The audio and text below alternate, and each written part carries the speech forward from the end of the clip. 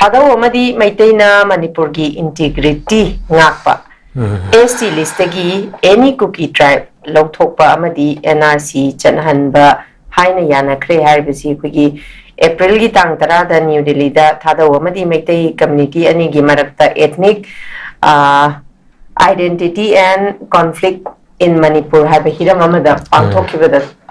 maduda phongdokkiba warul amakakni masimaksu dumak khigi maitai singi yenguragadi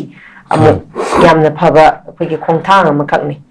oza masig batang da diwjagi oiba mot kari thambini thadau ma kanu thadau na pha phungdo is da ko eno be maitai gi phaba ka ta te thadau ma sama kisu phaba furup ku tha mari ma lai mina be sigi apa ma ta ni aso mane thadau community se akoina masi an politicize su tawbira bani ko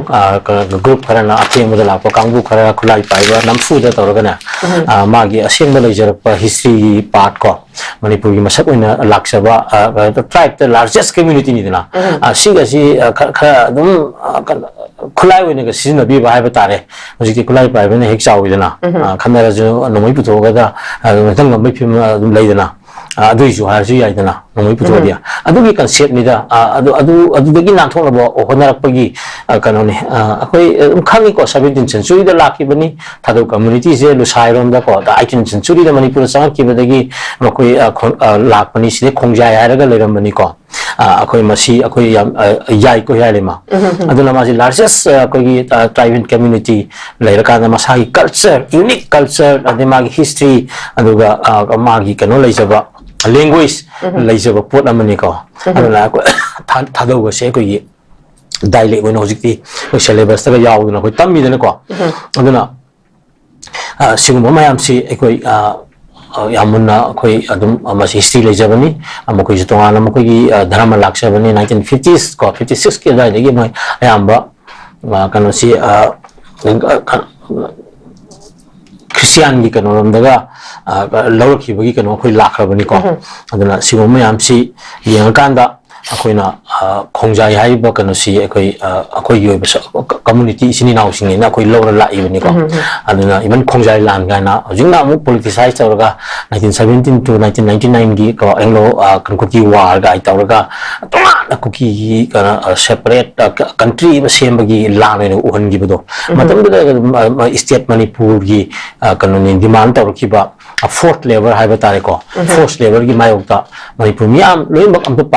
pangi nate ko adu colonial country miam da akoi gi chathaba lamda saruk amo ina manipur is force level miam thagi bedagi mati masi da hongna ba poni even adu da sai khongjai jingna british ki mayokta lai hiba adu gumba challenge of your posak amakak ne habani da adu khongjai lana akoi dum khangnari ko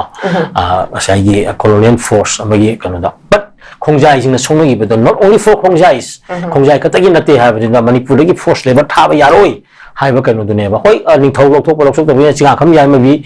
yai ma ko chinga kham chana jaw ba ko chinga kham chana jaw ba ko yadum tu da leader ama we bagi report ko siam sing na dum lei ko adu da hoi nakal amarom da ning thau gi mayuk ta conservation chap lei but adu gi khongjai lan du gi mastermind haiba tare brand chain chinga kham chana jaw ba no we kan da first level gi mayuk ta hogi bagi kanu du so aduni haiba da manipur myang gi na first level tharo haiba gi ihong mi haiba da madu cookie gi country ma sem ba lan hobani englo cookie war ni ga haiba do madu history da laite haiba ni da koi dio pot abani haiba ni da cookie itself 1820 ka tang da british na tholim ni adugi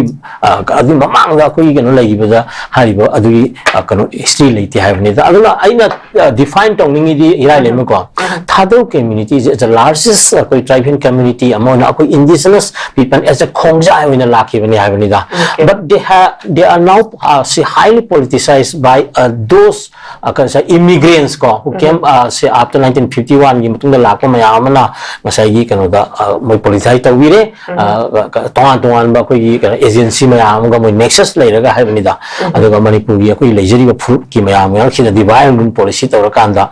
manipuri identity da so I think pire haiba ni da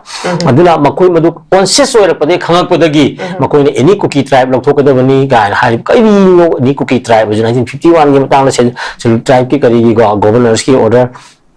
matungina moi kano sen tribe ta salakhi bagi adai dagi masai cookie tam lejare yare am tawre lejare any cookie tribe ka sibu kari harino aje akai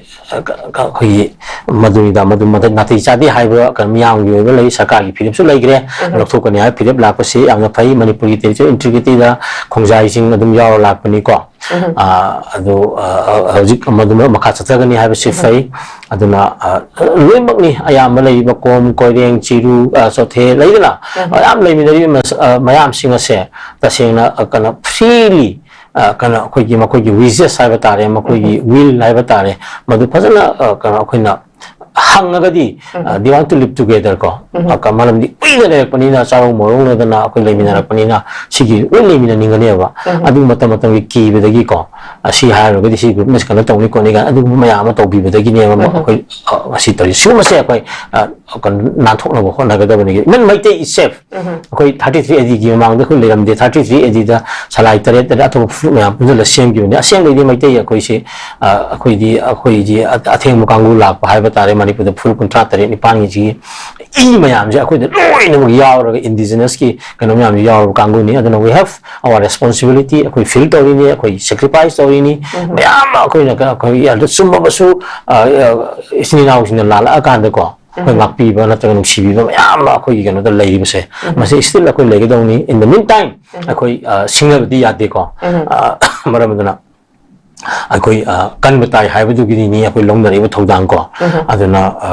maiti je as a single community you know lobu ade it's amalgamation of all the Britain ethnic communities of Manipur ko indigenous people mayam gi kanona abrat mayam gi oiba kanona punjin bane nan logi ko aduna akoi simyap se khangin raga wahan khamina matamda akoi da kisi khena da loi ko koi punna changsin mina gani fight ong mina gani we will win the objective ko asini era chai thang ge